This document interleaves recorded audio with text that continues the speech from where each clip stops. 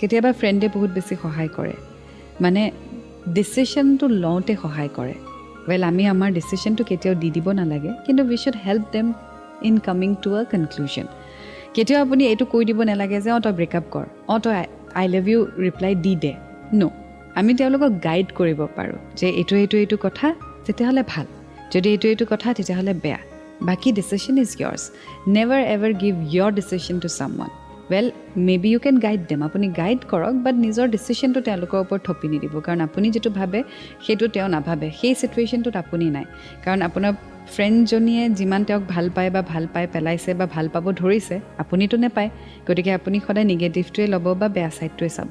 কিন্তু যদি আপুনি সেইটো চিটুৱেশ্যনত থাকে, তেতিয়া হয়তো বেয়াটো অভাৰকাম কৰি আপুনি ভালটো চাবলৈ চেষ্টা কৰিব।